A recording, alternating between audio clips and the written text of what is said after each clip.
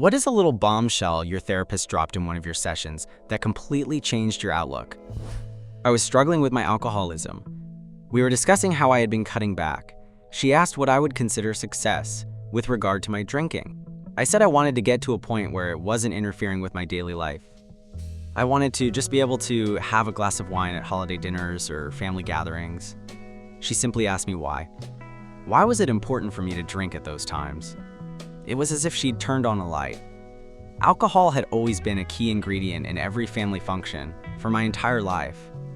When I smell bourbon, I think of my uncle. When I smell vermouth, I think of my dad. Alcohol ran through almost every happy childhood memory. But even more than that, I was very afraid of the explanation I'd have to give when family and friends asked why I wasn't having a drink. I had tried to quit before, but failed. What if I admitted my problem, only to fall off the wagon? When she asked why I didn't want to completely quit, it was the first time I saw that last part of big picture. I'd be willing to drink myself to death in order to avoid being scrutinized or judged for possible future failures. That was the day I quit. I've been sober since May 6th, 2017, 2,407 days. I love this. I have a friend who I always seem to run into misunderstandings with. Every time we had a conversation, it somehow turned into a debate, even if it was me talking about my day. The conversations were never easy. I always evaluate myself first and take into consideration his critiques. He was very good at convincing me that I was contradicting myself or wasn't good at communicating my thoughts. I never had this issue with anyone else in my life. I kept trying to figure out where the miscommunication was coming from. In the end, I just minimized contact, and now I don't run into this issue. Sounds to me like you are trying to convince yourself to stay with your girlfriend. I'm not so sure it should be so difficult. At the time he said this, I remember it was like he said the earth is flat. I thought he was crazy when he suggested relationships don't need to be difficult. But eventually I started to realize I was trying to change myself in order to stay with this person rather than just being who I am. It took me 3 more months to finally break up with her, but from that day on, I vowed to never again abandon myself just to be with someone I had convinced myself was better than me. This makes me laugh, because I just find very direct replies like this to be so startlingly true and refreshing and needed, but it's nearly always the best advice you can get. I hit my friend with a similar one when she was asking how people manage to keep going when everything is a struggle, and I was like, they don't. They either don't struggle or they don't keep going. And when we start burning that fuse by being in the wrong mental space environment, it's finite. I had a therapist who saved my life. BC, she said something like this: I was so stressed and crying every day and having a terrible time. My cortisol was so elevated that they thought I must have a tumor on my pituitary. But she told me that it's okay to need to stop because she was afraid I was going to have a serious cardiac event soon. Everything is fixable, except if you are dead. So I left my job and I just stopped for a while. I'm much better now. If you are reading this and are in a horrible work situation, my recommendation is to go on FMLA tomorrow. Have a friend or partner email your work for you. Just stop. Work isn't worth your life. Why do you think you're lazy? Then she listed off all the things she knows I'm doing for my family, my job, and my life. It kind of blew my mind when I struggled to come up with an example.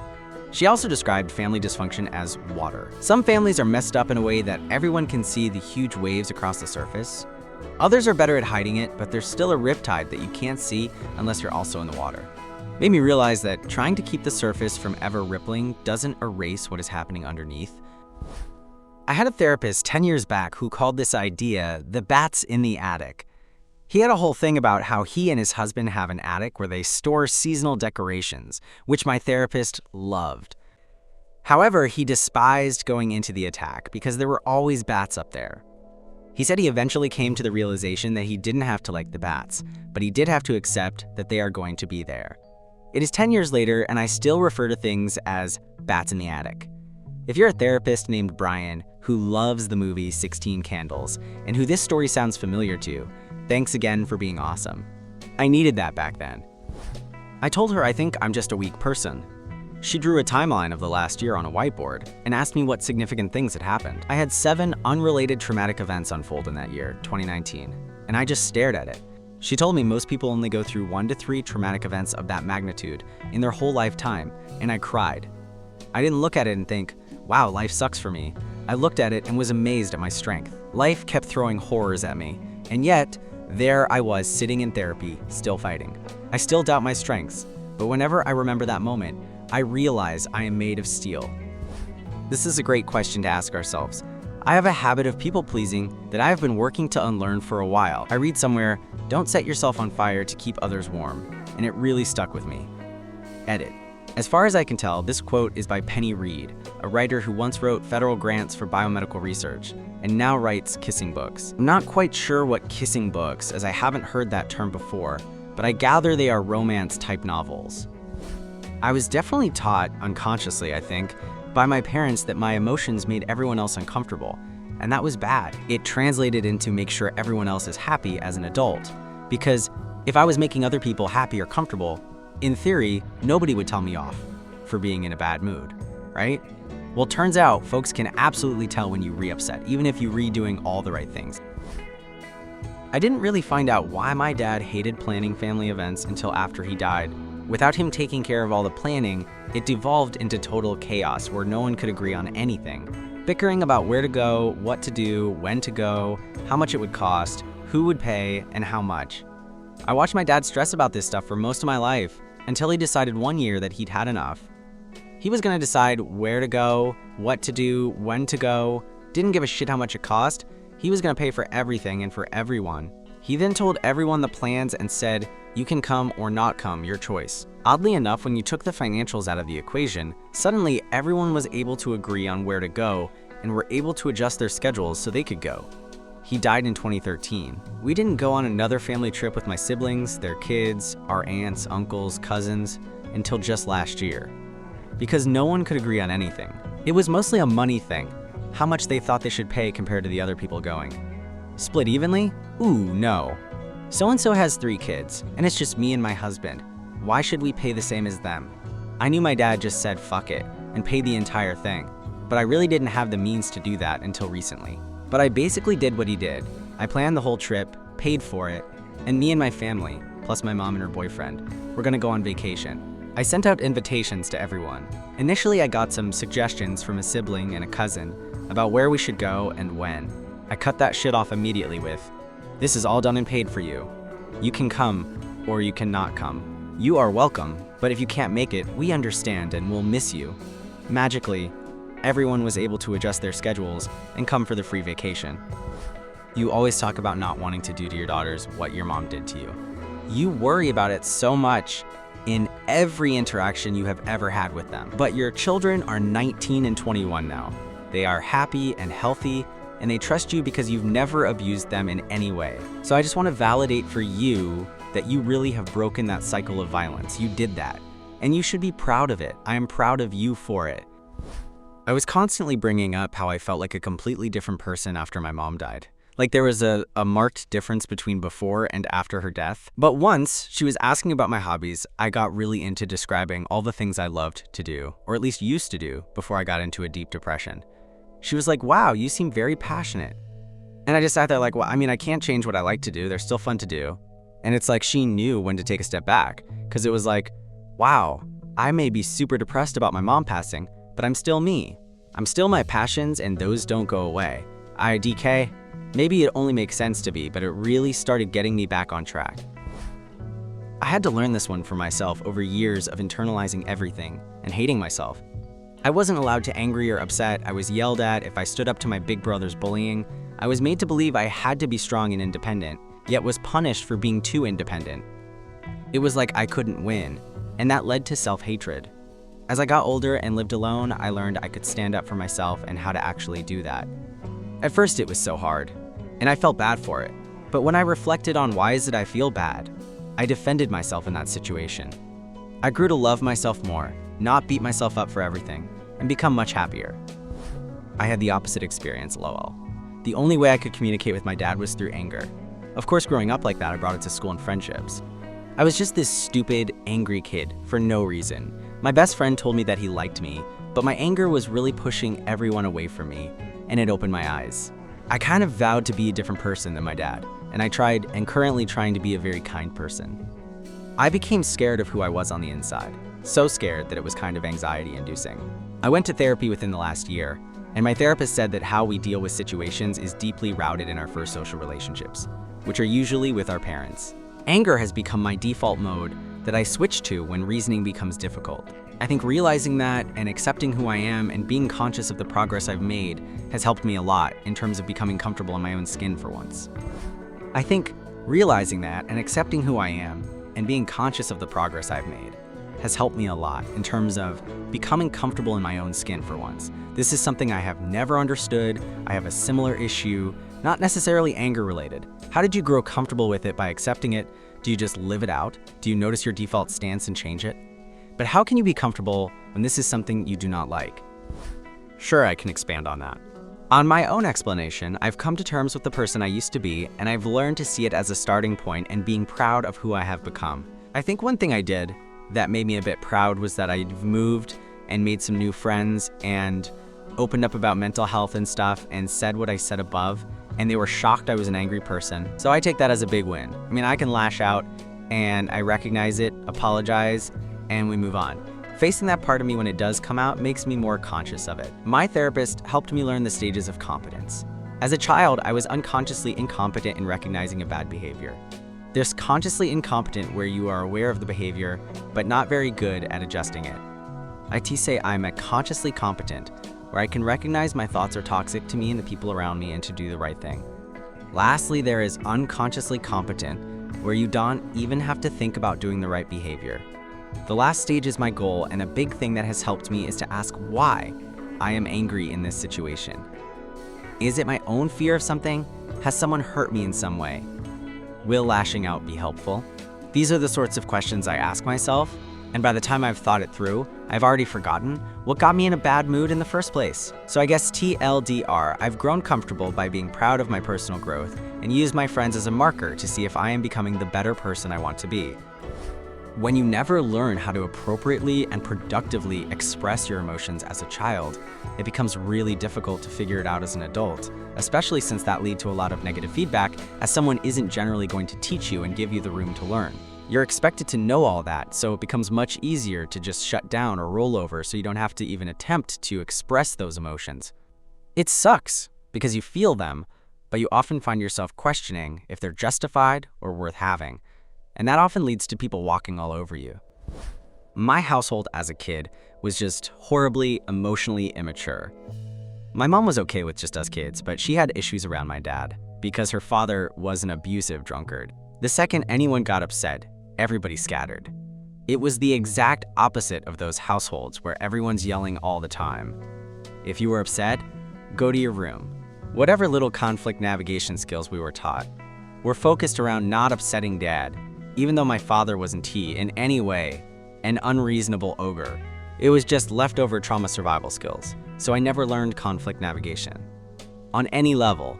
And my parents, who basically never spoke to each other, just suddenly told us one day we were getting a divorce, and then for decades after that, I equated you get mad at somebody once with immediate divorce.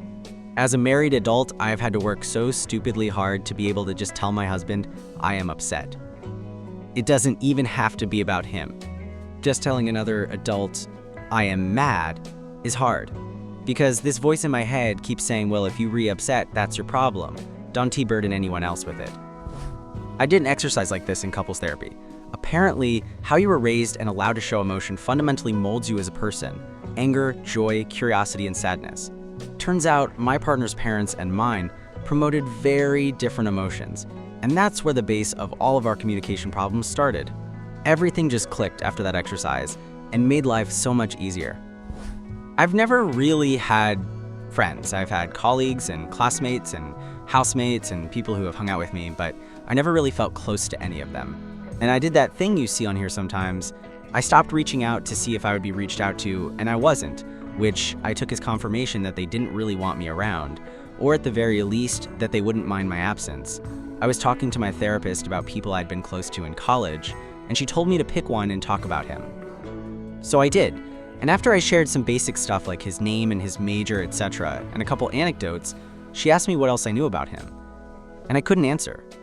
It wasn't really a broadly applicable bombshell, but she said, what else? And I started crying because I realized that, for as simple as the question was, My inability to answer spoke volumes. I've never had good friends because I've never been a good friend. I'm withdrawn and reserved, and I always made others do the work to drag me out, without ever extending my own friendship in a meaningful way in return. If I wanted to have meaningful relationships with other people, I would have to build them. I'm still working on this, but I'm trying to make more offers and extend more friendliness to others in my daily life. Edit. Sorry, I know this is late and the thread has probably died already, but I fell asleep shortly after writing this. I'm in Japan, and the time zone is very mismatched. Several comments have asked me what specifically I've changed, and I have two answers. One is to put myself in a position to find people with shared interests. A look at my profile will confirm that I love One Piece and manga in general. While I'm here, I booked a tour to visit the statues of the characters erected in the artist's home prefecture of Kumamoto. The tour was public, and it ended up being 6 people total. We bonded over our shared love of the material, and at the end of the tour, 2 people, a couple, invited me to join them for dinner afterward. It was the first time I felt like I'd been invited to something, because the inviter genuinely wanted to spend more time with me. I was elated. We talked for 3 hours about theories, favorite moments, real-world meanings and effects, and all sorts of things. The second is that I'm making an effort to ask more questions. I tend to talk without stopping when I get on a topic I'm passionate about. So when I catch myself doing that, I try to stop myself naturally and ask the other person for their input, or segue into a more personal topic. I want to learn more about these people so that I can be a better friend to them. I learned about them outside of their favorite arc or quote, and I'm glad I did. I had a similar shock to my system when I suddenly realized that the people I had in my life then at 21 could still be there in 10 years. And if I didn't want to lose them, I had to start treating them as if they would be. Made me realize I'd always thought other people were temporary presences in my life. Lots of hard work, and it's a work in progress, but I changed. I show up for people now, I do the work on myself that allows me to be the bigger person in conflicts. I learned how to balance the energy cost and the value from my friendships. I'm basically not the same now at 31, but I'm better and happier, and I still have many of those same friends, going strong still. Same here, as usual. It happened just a couple weekends ago, when I went to a friend's family reunion. They were all strangers to me. As usual, I absorbed life stories from everyone there. That's typical. I'm kinda people person, I guess, which is crazy weird, because it's a total 180 for me, compared to who I was just 10 years or so. But had a much longer chat with the young boy. When we left, my friend asked me, "Why did you spend such a long time talking to that 12-year-old boy?" I told him he's the only that wasn't stuck on broadcast. He asked me why my job was, if I was married, if I had kids, what my favorite subject was in school. It's sad, but I'd say only about 10 to 20 of the people I meet are reciprocal in a conversation. Totally get this. I will say, one thing that has made me sympathetic towards this is that I have realized that often this can be a sign of loneliness. I notice about myself, for example, that I am much more likely to talk a lot about myself without asking as much about the other person. When I have had limited adult contact, I work primarily from home and have 2 small children. I think I am subconsciously just really itching to talk to someone, so when I have the chance, I unfortunately end up talking more about myself than I should. By contrast, when I have had more recent social interaction, I am much more apt to be inquisitive about the lives of others. It's not just myself I've noticed this behavior in. My husband works alone, so he doesn't have that coworker social camaraderie that many have. So I have noticed that he often talks about himself, without asking quite as much about the other person. He's not terrible about this, but he could improve. I've noticed quite a bit, PPL who have less social contact tend to want to discuss themselves more when presented with the opportunity for interaction. My neighbor is this way. My dad, who is older, unmarried, and works alone, is this way. My remote coworker, who also works primarily from home, is this way when I see her in person. I'm sure it's not always just loneliness, but also a minor deficit in interpersonal skills, because their social contact is limited. I think it's a similar reason why older PPL tend to talk about themselves. They re-lonely. However, that doesn't mean that some PPL aren't just plain self-involved and socially unaware. There's those obnoxious types too, who really have no excuse. I feel that. Last close friend I had, I sat down one day to think of everything I knew about him and realized he didn't know those same things about me. I knew his job, where he went to college, what he got a degree in, how many siblings he had, what his parents did, different places he lived, etc. But he didn't know any of those things about me, because he never asked. It made me realize how one-sided the friendship was, so I stopped trying as hard to keep in contact. And unsurprisingly, I stopped hearing from him really quickly. I now try to only pursue friendships with people that actually seem like they want to know things about me and have an interest in my life. Obviously not easy, but I'm hopeful that will result in stronger, more meaningful friendships in the long run. That's so interesting. I feel like I experienced the opposite. For most of my life, I blamed myself for not having close friends. I thought I didn't do enough to make them feel close to me and take an interest in my life. I finally realized that sometimes people are just not being good friends to me and don't care about me as much as I care about them. I'm in a place where I'm okay with reaching out to others and offering gestures of kindness or friendship without expecting anything in return. It's not on me how important someone else deems me. I am kind primarily because I see value in being a kind person. I guess both approaches are true to some extent. It can feel very patronizing and arrogant at first, because you are treating other people as less able than you are, and lowering your expectations to match your perception of their ability. But expecting too much of people hurts everyone. It hurts you because you are constantly let down and have to pick up the slack when you weren't expecting it. And it hurts them because they failed you, and if they have any self-respect, they feel bad about it. It can also ruin your relationship if they constantly feel like you want too much from them, and you feel constantly let down. Even if their too much is your bare minimum, not everyone is you, and you can't expect of them what you are able to provide. In addition to learning this lesson through work, I came very close to ruining a good friendship this way, and it hasn't been the same since. I had to understand my friend wasn't as like me as I thought.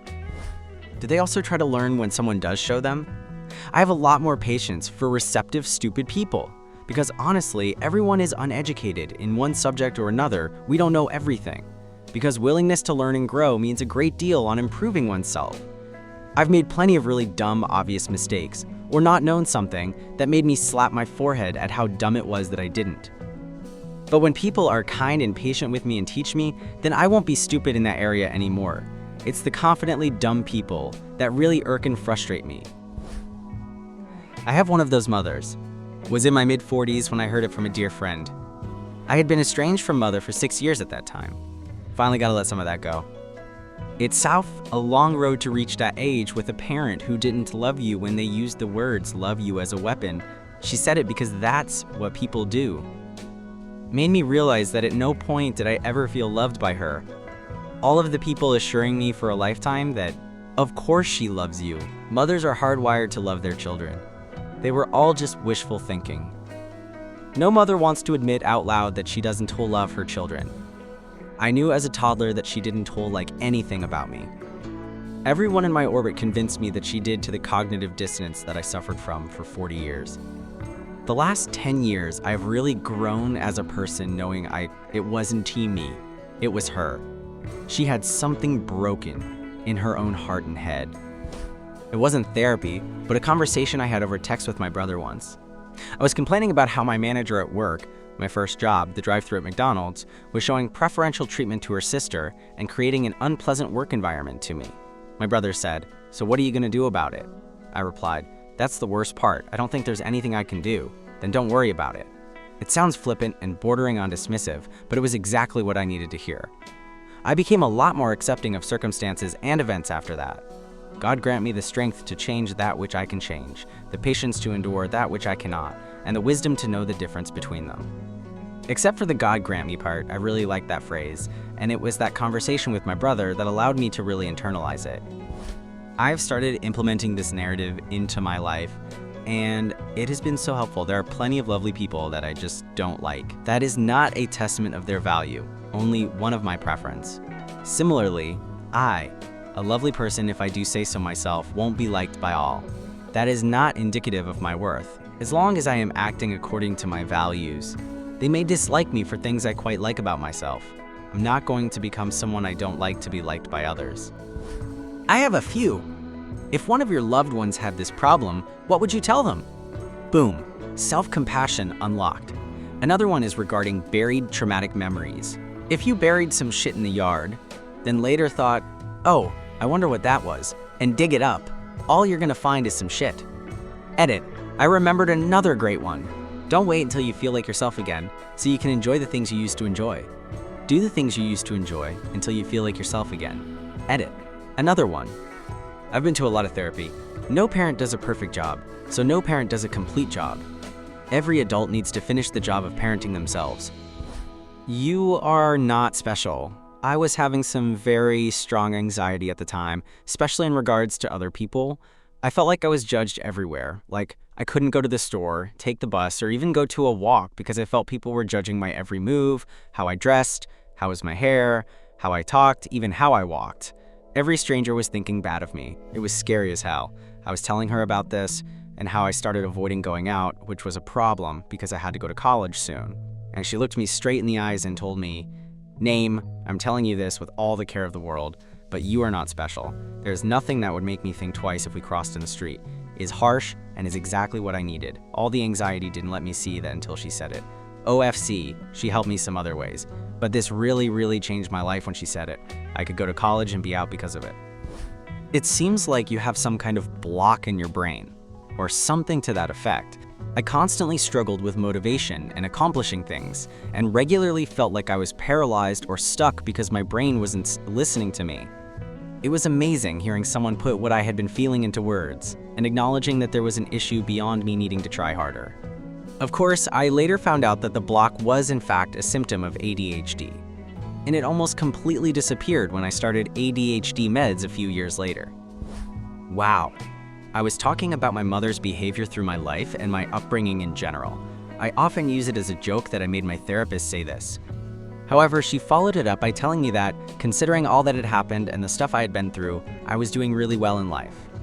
I shouldn't be so hard on myself and needed to focus more on my positive achievements rather than letting my remaining flaws hold my focus. It's a moment I keep coming back to. It was also very cathartic to have a professional pretty much agree that my past life was nuts. My sister and dad died last year, and mom, brother, and I did not take it well. I'm just now starting to see someone about it. My dad was abusive to me, and I am still processing not getting closure. Come to find out, my mom has been seeing a psychic trying to talk to my sister for closure. I was furious, not at my mom, but the psychic. What type of sicko are you to take advantage of a grieving family? My mom won't tell me where her psychic, because I would like to talk to her myself. In a similar vein, some quack natural healer sold my aunt, while in the throes of pancreatic cancer, a specialty light that was supposed to suppress the cancer cells and alleviate her symptoms. My aunt, who was young and very against modern medicine, paid tens of thousands of dollars for this light. I don't know how the hell some people can look at themselves for manipulating someone, fears, grief, and anxieties, providing fake service or products. Makes me nauseous. After I beat up my middle school bully, my therapist congratulated me for standing up for myself.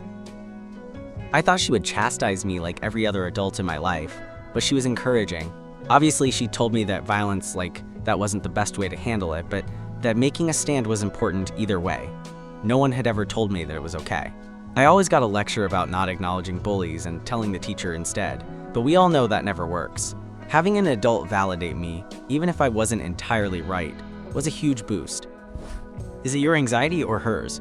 Drop background. I have an overbearing mother who needs to know as much as she can about what I'm doing on my own time to sleep well at night, according to her. She basically treats me like a rebellious kid in a teen movie from the 90s, when I am an independent, grown-ass woman approaching my mid-30s. At the time my therapist said this, I was 28-ish and panicking about an upcoming business trip. Not the trip itself, but her reaction to me leaving the state for a few days. As I was going down the list of texts I knew she'd bombard me with, my therapist dropped this. She gave me permission to opt out of managing her fears like I had been doing for years. End result, I went on the trip without telling her a thing and have established a few more sanity-preserving boundaries since. You may just be graduating high school and you going to be a legal adult, but you just a kid. It's not your responsibility to take care of everyone. It was never your responsibility. Because at the end of the day, you were just a kid wondering why you had to be the marriage counselor and shielding your brother from everything. I didn't know how much I needed to be reminded how I was a kid until that moment.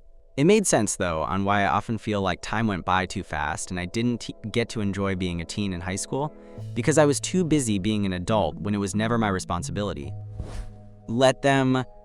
So my therapist didn't tell me this, but Mel Robbins talks about the let them theory, and it changed my life. People are gossiping about you, let them. Your boyfriend wants to break up? Let them. Your friend doesn't heed your advice that you think is best? Let them.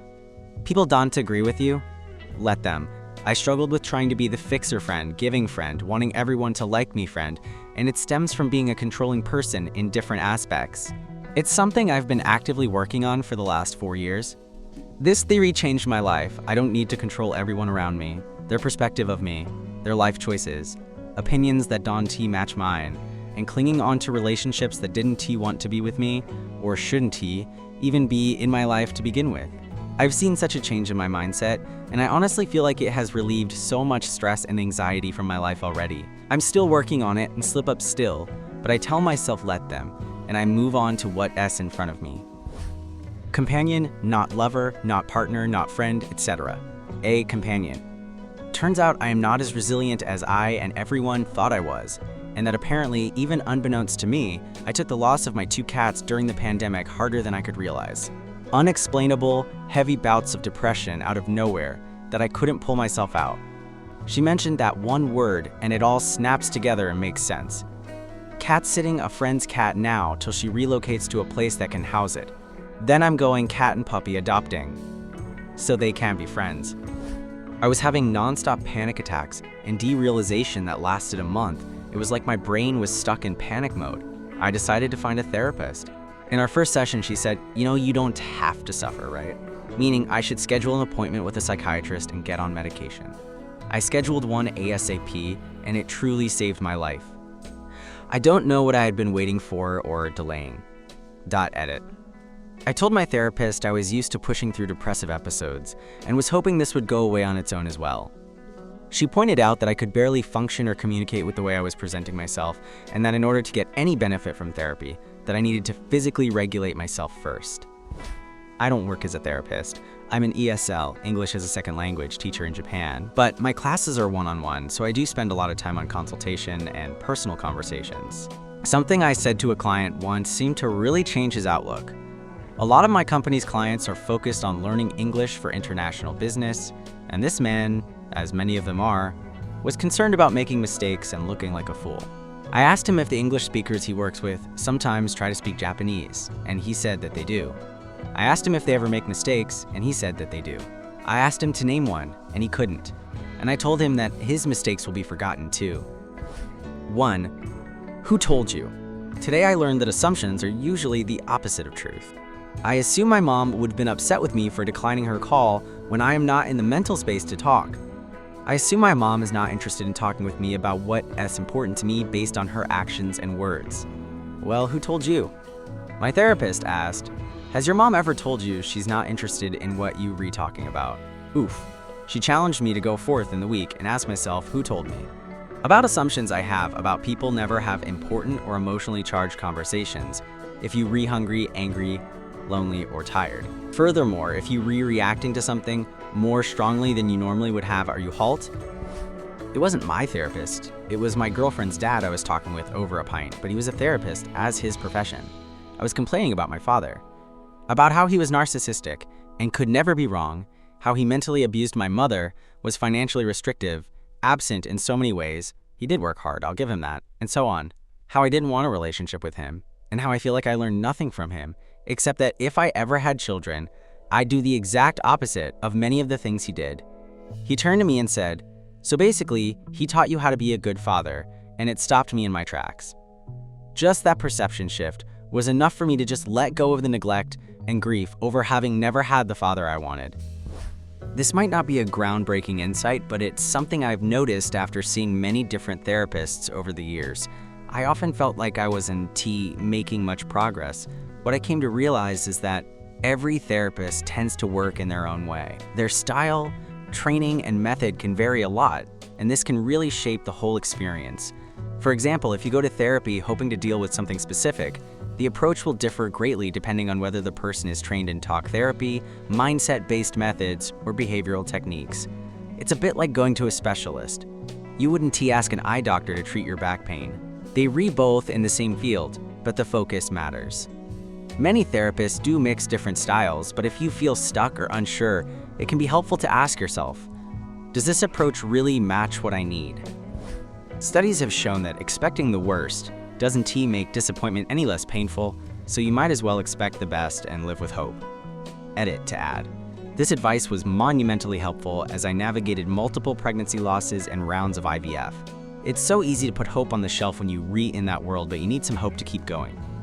This comment gave me permission to imagine and talk about my future child. I think it's the only reason I stick it out, and now I'm nursing my perfect son. While I was going through treatment for PTSD and in a really bad place in my life, my therapist asked me to imagine being in a park on a rainy day. While walking through the park, you hear a baby crying. You follow the cries and find a baby alone on a bench. He asked me what I would do. Of course, I said make sure the baby's okay, call the police, try to find someone else, baby's parents, comfort the baby. Then he said, what if that baby was you? I knew I wasn't well, but when he told me that, I realized just how much I really hated myself and just how bad my negative self-image was, so much so that I wouldn't have wanted to help that baby if it was me. That session weighed on my mind for a very long time.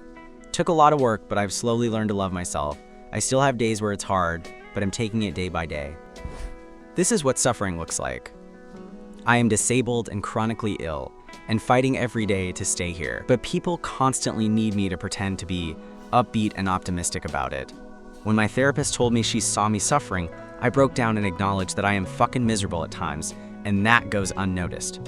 She went on to tell me to acknowledge its presence for myself, and whoa shit, is it ever better than that toxic positivity my friends and family keep looking for? I feel better. When they mentioned that they felt I was a clear example of CPTSD, I instantly felt ashamed, because that's what people get after going to war. No way I could have that. You experienced battles every day of your life, and you have seen extreme violence on the regular. It may not be a countrywide war, but you experienced your own wars. I was like, well, goddamn. It keeps me going, knowing I don't deal with those wars anymore.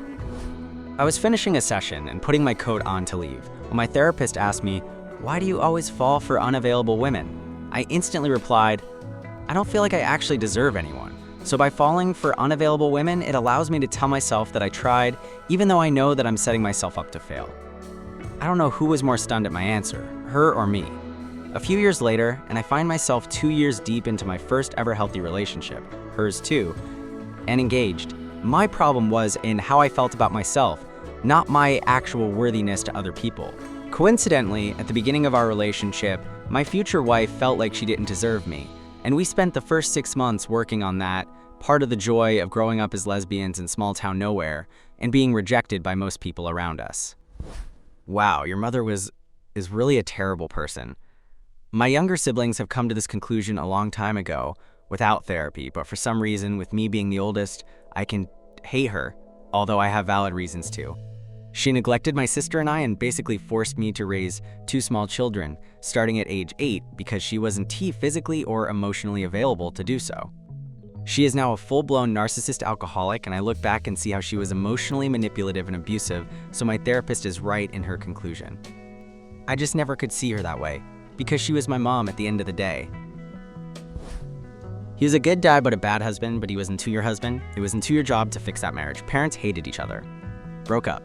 Always besties with my dad, but was mostly raised by mom due to financial difficulties. Loved mom too, so was pulled between them.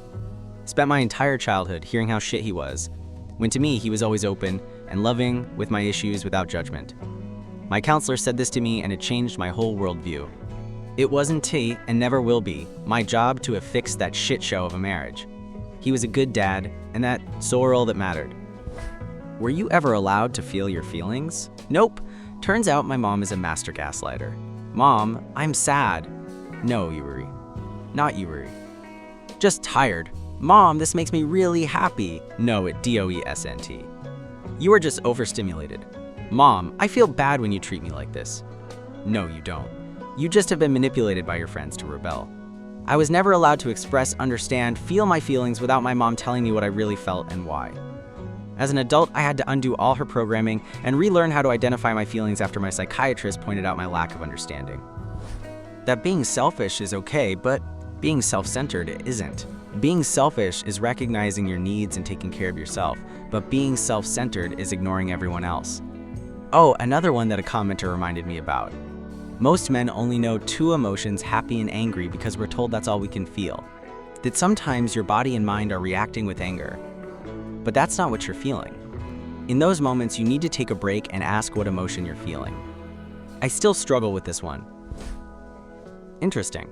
My therapist taught me that self-care, recognizing your needs and taking care of yourself, ISNT, selfish. In fact, working on that specific reframing has helped me be less selfish and self-centered and be more emotionally available to the people I care about because my own needs are taken care of and I've taken better care of myself. We really need to break away from the idea that putting yourself first for literally anything, especially things like self-care, is selfish.